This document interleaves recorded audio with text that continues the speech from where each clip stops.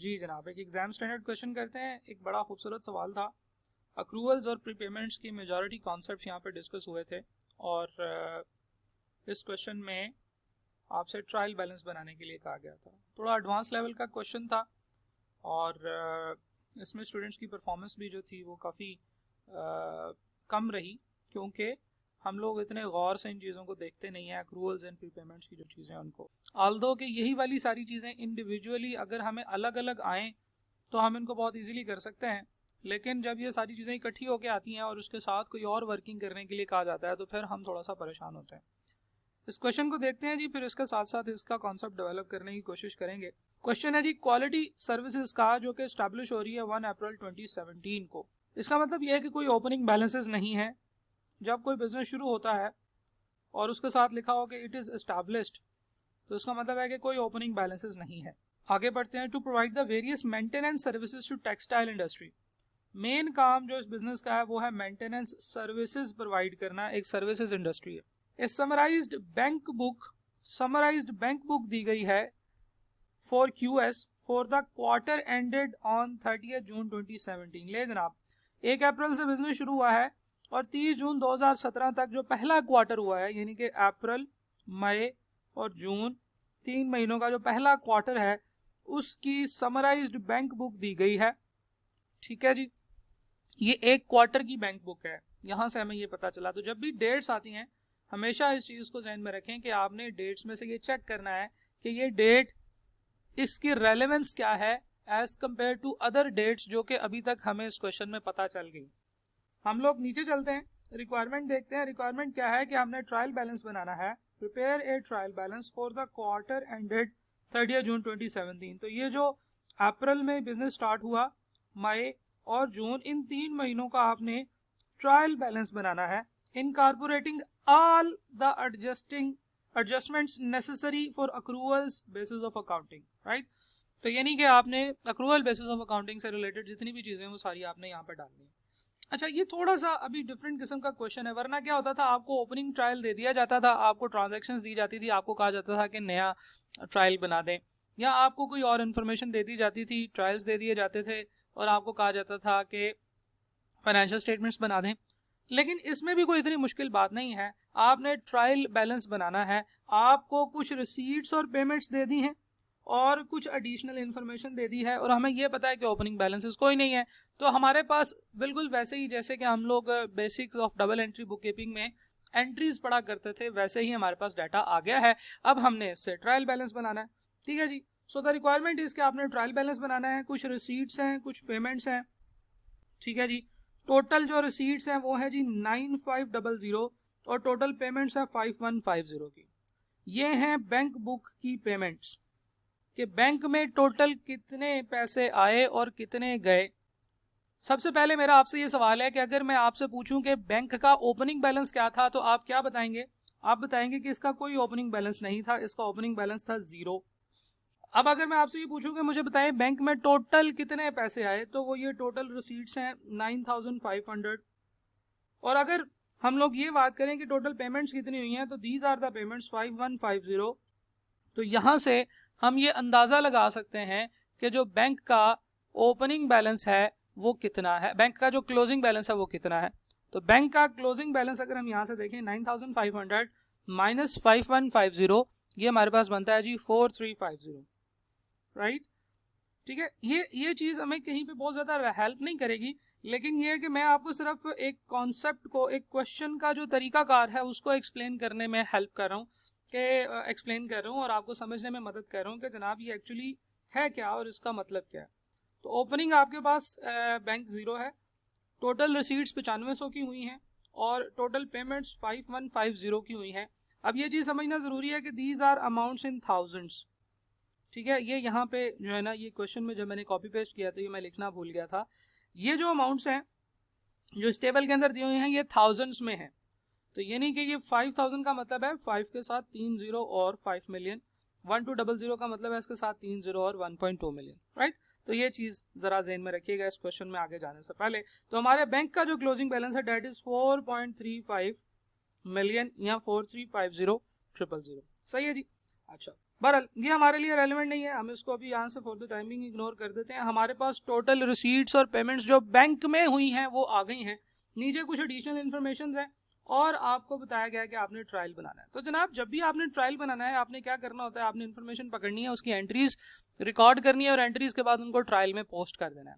ठीक है जी, तो हम लोग ये काम पहले भी डिस्कस कर चुके हैं कि एंट्रीज करनी है, एंट्री से ट्रायल में पोस्ट करना है।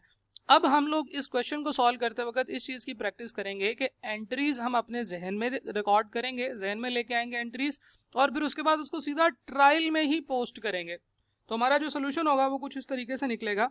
हम लोग बात करेंगे सोल्यूशन की और सोल्यूशन बनेगा हम लोग क्वालिटी सर्विसेज बिजनेस का नाम लिखेंगे, quality services. We are going to make the trial balance. ठीक है जी, for quarter ended on 30 June 2017, right, okay. तो ये जनाब हमारा टोटल जो है ना वो कॉलम बनेगा इसका। हम लोग यहाँ पे क्या लिखते होते हैं, सीरियल नंबर लिखते होते हैं। सीरियल नंबर की बजाय मैं सिर्फ अकाउंट्स लिख रहा हूँ, सीरियल नंबर आप खुद ही लिख लीजिएगा। और यहाँ पे हम लोग लिखेंगे टोटल डेबिट और क्रेडिट क्लोजिंग बैलेंस। आपने देखा कि मैंने अकाउंट्स का जो कॉलम बनाया है वो बहुत बड़ा बनाया है। उसकी वजह यह है कि इसमें हमने काफ़ी सारी ट्रांजैक्शंस लिखनी है। जब हम लोग ट्रायल बनाते हैं, जब हम एंट्री से सीधा ट्रायल बनाते हैं तो हम बीच में से लेजर को स्किप कर देते हैं, तो वो जो प्लस और माइनसेस वाली चीज़ें होती हैं वो सारी हम लोग यहाँ पे करते होते हैं। तो वन बाय वन हम देखते हैं जनाब। सबसे पहले उसने कहा कि जी opening of bank account in the name of QS by the owner. Owner ने 5000 की जो है ना वो पेमेंट्स बैंक में कराई हैं। तो मैं यहाँ पे लिख देता हूँ कि these are rupees in thousands, right. ये थाउजेंड्स ऑफ रुपीज के अंदर ये इंफॉर्मेशन हमारे पास आ रही है। सबसे पहले उसने क्या किया है, बैंक अकाउंट खोला है। तो बैंक अकाउंट अगर उसने खोला है तो उसकी एंट्री क्या होती है, कैपिटल आया है ना हमारे पास, तो बैंक डेबिट कैपिटल क्रेडिट। तो हम लोग सबसे पहले बैंक का अकाउंट बनाएंगे और एक लाइन छोड़ के कैपिटल का अकाउंट बना लेंगे। बैंक के अकाउंट में डेबिट करना है तो डेबिट हम लोग किससे रिप्रेजेंट करते होते हैं, 5000 प्लस का, और कैपिटल में से क्रेडिट करना है तो क्रेडिट कर देंगे -5000। That's it. हमने रिसीट या पेमेंट की अमाउंट देखी और उसके अंदर से हम लोगों ने प्लस या माइनस जो भी करना था वो हमने कर दिया। आगे चलते हैं। व्हीकल परचेज की है बिजनेस के लिए at the commencement of business. तो जब हम व्हीकल परचेज करते हैं तो व्हीकल अकाउंट को डेबिट करते हैं, व्हीकल अकाउंट को डेबिट करेंगे 1200 से। और बैंक से परचेज की है, क्यों, क्योंकि ये पेमेंट वाले कॉलम में आ रही है, किस चीज के, बैंक बुक के। तो इसका मतलब है कि ये सारी की सारी जो पेमेंट्स हैं ये बैंक से की हैं। तो 1200 रुपये यहाँ से बैंक में से माइनस कर देंगे। तो व्हीकल प्लस 1200 और बैंक -1200। सप्लाईज, ये सप्लाईज आपने परचेज की हैं। देखिए नॉर्मली जब भी कोई बिजनेस सर्विसेज प्रोवाइड करता है तो उन सर्विसेज की प्रोविजन के दौरान उसको कुछ सप्लाईज चाहिए होती हैं, कुछ छोटी मोटी चीज़ें चाहिए होती हैं। जैसे ये टेक्सटाइल इंडस्ट्री में अगर सर्विसेज प्रोवाइड कर रहे हैं और फर्ज करें कि ये टेस्टिंग सर्विसेज प्रोवाइड कर रहे हैं, ये उनकी मशीनों को टेस्ट करते हैं, तो there are some testing liquids, there are some testing strips, कुछ ऐसी चीज़ें जो टेस्ट में यूज हो जाती हैं। जैसे फॉर एग्जांपल आप अपना ब्लड टेस्ट करवाने जाते हैं तो ब्लड टेस्ट में कुछ चीज़ें यूज हो जाती हैं। फॉर एग्जांपल सिरिंज यूज हो जाती है, वो स्वैब यूज हो जाता है जिससे वो आपका बाजू साफ करते हैं, वो वायल यूज हो जाती है जिसमें आपका ब्लड सेव किया जाता है, फिर वो कुछ केमिकल्स लगाते हैं, कुछ लैब के अंदर कुछ टेस्ट स्लाइड्स होती हैं उनके ऊपर रख के ड्रॉपर्स होते हैं, मतलब इस तरह की छोटा छोटा मटेरियल जो वो यूज करते हैं, दीज आर कॉल्ड सप्लाईज। तो जनाब आपने सप्लाईज परचेज की हैं, दीज सप्लाईज आर परचेज्ड। तो ये जो सप्लाईज हैं ये आपने परचेज की हैं, तो प्लस 650 की सप्लाईज आपके पास आई हैं, ठीक है, और आपने जो पेमेंट की है वो बैंक से की है -650। तो हम लोग क्या करते हैं, सप्लाईज डेबिट और बैंक क्रेडिट करते हैं। तो हमने सप्लाईज डेबिट और बैंक क्रेडिट कर दिया। नेक्स्ट चलते हैं जनाब, ये वाली भी पेमेंट होगी, ये वाली भी, ये वाली रिसीट भी होगी। मेंटेनेंस सर्विसेज आपने 4500 की रिसीव की हैं, यानी कि आपने किसी कस्टमर से 4500 रुपये रिसीव कर लिए हैं, ठीक है। अब देखिए ये क्या है जी, मेंटेनेंस सर्विसेज, ये आपकी वो इनकम है, इसको हम रेवेन्यू भी कह सकते हैं। ये जो मेंटेनेंस सर्विसेज हमें मिल रही हैं, दीज आर आवर रेवेन्यू। अच्छा, ऐसे भी हो सकता है कि इस रेवेन्यू में से कुछ अमाउंट ऐसी हो, ये जो पैसे हमने रिसीव किया इसमें से कुछ पैसे ऐसे हो जिनके अगेंस्ट अभी हमने सर्विसेज प्रोवाइड नहीं की हैं, तो वो तो हमारा रेवेन्यू नहीं बनेगा। तो डेफिनेटली जब तक हमें उसके बारे में कोई बात नहीं बताएगा उस वक्त तक जितने पैसे हमने रिसीव किए हैं वो सारा का सारा हमारा रेवेन्यू है। इस क्वेश्चन में जब हम नीचे जाएंगे तो वो हमें बताएगा इस बारे में कि जनाब ये जो ऊपर आपने रेवेन्यू रिसीव किया है इसमें से कुछ रेवेन्यू ऐसा है जिसके अगेंस्ट सर्विसेज आपने प्रोवाइड नहीं की, ठीक है, लेकिन सवाल में तो आपको पता नहीं होगा कि नीचे कोई बात की गई है या नहीं की गई। तो इसलिए मैं आपको बता रहा हूं कि अनटिल अनलेस वो आपको ये ना बताए कि ये जो पैसे रिसीव किए हैं इनमें से कुछ पैसे आपके ऐसे हैं जो कि जिनके अगेंस्ट अभी आपने सर्विसेज प्रोवाइड नहीं किए हैं, हम ये अज्यूम करेंगे कि ये सारा का सारा हमारा रेवेन्यू है। सिमिलरली जब हम कोई पेमेंट करेंगे तो हम ये अज्यूम करेंगे कि ये सारी की सारी हमारी पेमेंट है। तो जरा गौर से देखें, मेंटेनेंस सर्विसेज अगर हम रिसीव कर लें तो उसकी क्या एंट्री करते हैं हम लोग? उसकी एंट्री करते हैं bank debit and revenue credit, right, bank debit revenue credit. तो हम बैंक को डेबिट करेंगे, डेबिट का मतलब है प्लस करेंगे। ये बात हम पहले भी कर चुके हैं कि जब हम एंट्रीज लिख रहे होते हैं लाइन आइटम्स के अंदर तो जो चीज़ डेबिट हो रही होती है उसको हम प्लस करते हैं, जो क्रेडिट हो रही होती है उसको हम माइनस करते हैं। तो बैंक जो है वो हम डेबिट करेंगे 4500 से और रेवेन्यू को हम माइनस कर देंगे 4500 से। माइनस का क्या मतलब है? माइनस का मतलब क्रेडिट है, ठीक है। तो रेवेन्यू है क्रेडिट 4500। आगे चलते हैं, cash given for petty office expenses. देखें बैंक के अंदर अगर इस तरह से आपको कोई अमाउंट नजर आए तो इसका मतलब यह है कि आपने बैंक से पैसे निकलवाए हैं for petty cash expenses. Petty cash expenses ऐसे एक्सपेंसेस होते हैं जो छोटे छोटे ऑफिस के इक्विपमेंट्स वगैरह के लिए, चाय पानी के लिए, सफाई सुथराई के लिए, इस तरह की चीज़ों के लिए जो आप पेमेंट्स करते हैं वो आप कैश से ही पेमेंट कर देते हैं, ठीक है। तो इस तरह की जो पेमेंट्स होती हैं उनके लिए हम लोग एक पैटी कैश का कॉन्सेप्ट लेके आते हैं, ठीक है जी।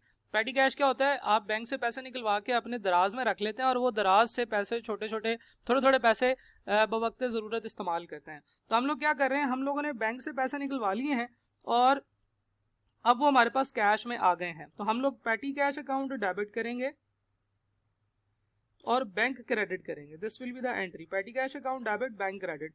तो हम लोग इसको रिकॉर्ड कर लेते हैं। अमाउंट है जी 300 की, तो पैटी कैश डेबिट प्लस 300 और बैंक क्रेडिट माइनस 300 से, ठीक है जनाब। प्लस 300 पैटी कैश में चला गया और माइनस 300 बैंक में से माइनस हो गया क्योंकि वो पेमेंट हो रही थी। तो दीज आर द एंट्रीज जो कि इन ट्रांजेक्शन्स की हम करते जाएंगे। देखें हमारे पास जब क्वेश्चन आता है तो हमें वो क्वेश्चन के अंदर एंट्रीज लाइन आइटम्स की फॉर्म में देता है, लेकिन इस दफ़ा उसने कुछ एंट्रीज जो हमसे करवानी थी वो उसने टेबल की फॉर्म में दे दी हैं और हमें चेक किया है कि क्या हम इसको समझ पाते हैं या नहीं समझ पाते। ये बहुत ही सिंपल, बहुत ही बेसिक क्वेश्चन था, लेकिन क्योंकि इन्फॉर्मेशन उसने टेबल में दी हुई थी इसलिए बच्चे इसमें थोड़ा स्ट्रगल कर रहे थे। आगे चलते हैं जी। Utility bills, electricity, gas and telephone 250 के ये पे कर दिए हैं। तो ये सारा का सारा हमारा यूटिलिटी बिल एक्सपेंसेस है अनटिल अनलेस के हमें ये ना बताया जाए कि इनमें से कुछ पेमेंट ऐसी है जो हमने अगले फ्यूचर के लिए पे कर दी, ठीक है जी। तो हम लोग यूटिलिटी बिल जो हमने पे किए हैं इसकी एंट्री क्या करते हैं, utility bills account debit and bank account credit, क्योंकि हमने बैंक से पे किए हैं कितने के, 250 के। तो यही हम लोग यहाँ पे रिकॉर्ड कर देंगे, utility bills account debit. Debit का मतलब है हमने प्लस करना है 250 और बैंक में से हमने माइनस करना है 250। आगे चलते हैं जनाब, वेजेस एंड सैलरीज, ये सारी की सारी 1450 की आपने पे की हैं। तो हम लोग वेजेस एंड सैलरीज डेबिट और बैंक को क्रेडिट करेंगे 1450 रुपए से। तो जनाब यहाँ पे हम लोग एक वेजेस एंड सैलरीज का अकाउंट बनाएंगे, वेजेस एंड सैलरीज, जिसको हमने डेबिट करना है प्लस 1450 से और बैंक को हमने क्रेडिट करना है माइनस 1450 से। ऑनर्स पर्सनल एक्सपेंसेस, ड्राइंग्स हो गई जनाब 390 की। एंट्री क्या होती है, drawings account debit bank credit, ऐसे ही करते हैं ना जनाब।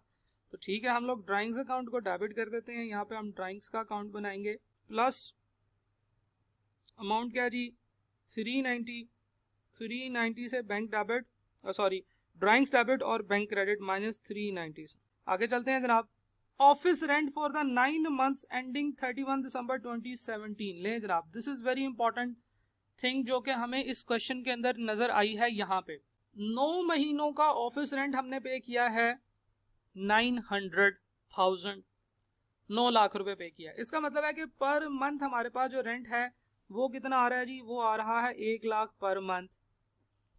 हम लोग जो फाइनेंशियल स्टेटमेंट बना रहे हैं, हम लोग जो ट्रायल बना रहे हैं वो ट्रायल बना रहे हैं 30 जून 2017 तक का।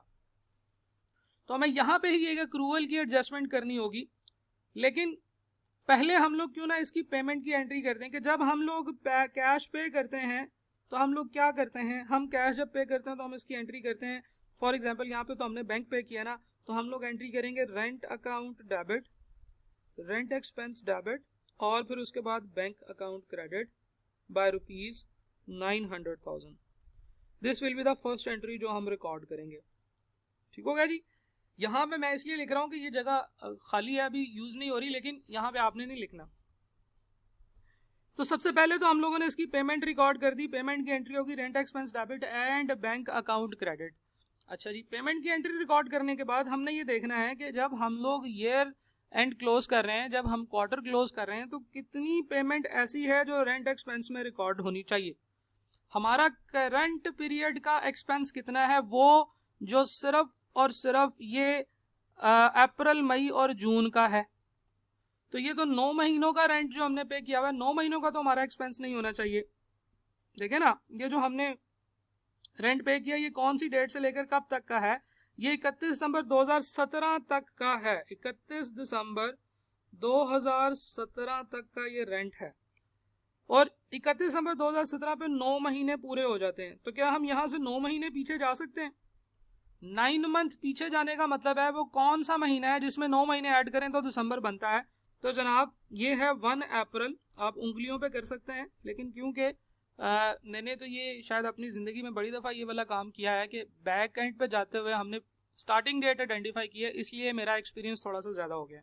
लेकिन आप भी इस तरीके से कर सकते हैं। तो 1 अप्रैल 2017 से शुरू करेंगे हम, और 31 दिसंबर 2017 तक जाएंगे, तो ये पीरियड 9 मंथ्स का बनता है। इसका मतलब ये हो गया कि ये जो एक्सपेंस है 9 लाख रुपए का, ये पूरा का पूरा आपका एक्सपेंस नहीं होगा।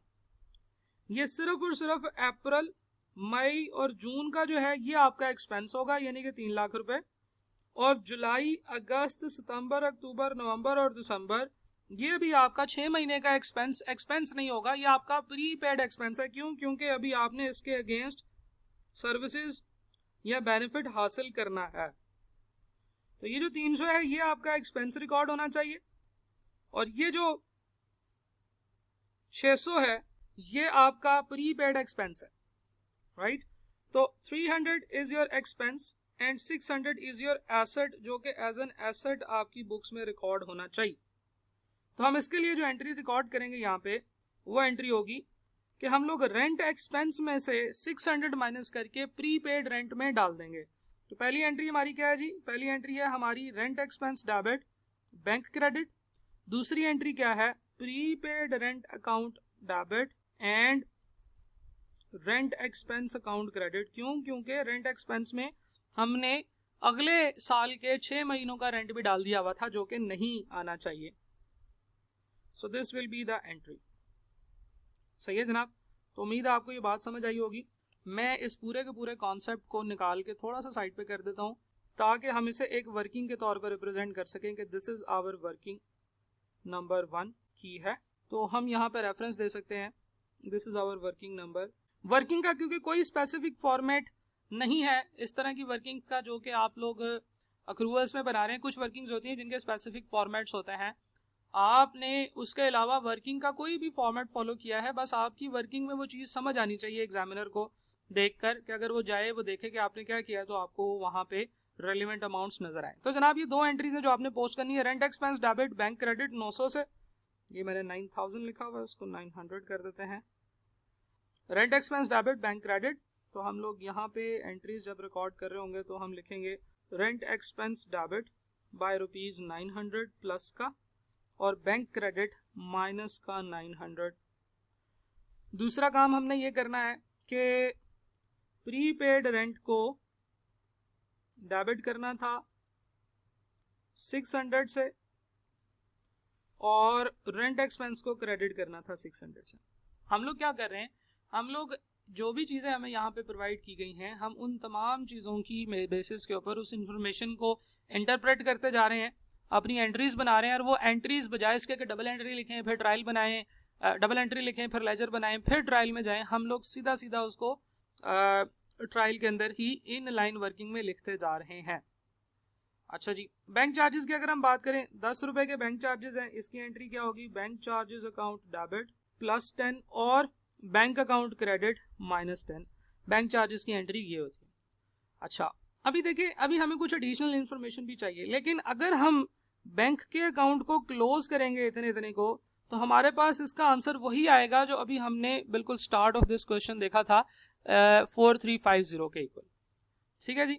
लेकिन क्योंकि अभी हो सकता है मजीद नीचे भी कुछ हमें पेमेंट्स के बारे में बताया गया हो और ये बता दिया जाए कि ऊपर जो रिसीट्स एंड पेमेंट का हमने जो आपको डिटेल दी है उसमें से एक चीज़ मिसिंग है या दो चीज़ें मिसिंग है, तो वो ये हैं, तो इसलिए हम अभी बैंक को क्लोज नहीं करेंगे। लेकिन अभी तक हमने क्या किया है कि जितनी इन्फॉर्मेशन उसने हमें टेबल में दी हुई थी रिसीट्स और पेमेंट की, वो हमने रिकॉर्ड कर ली। और एक चीज़ सिर्फ इसमें ऐसी थी जो कि अक्रूवल्स एंड प्री पेमेंट्स के कॉन्सेप्ट से थी कि हमने पेमेंट ज़्यादा कर दी थी, अगले साल के 6 महीनों की भी पेमेंट कर दी थी।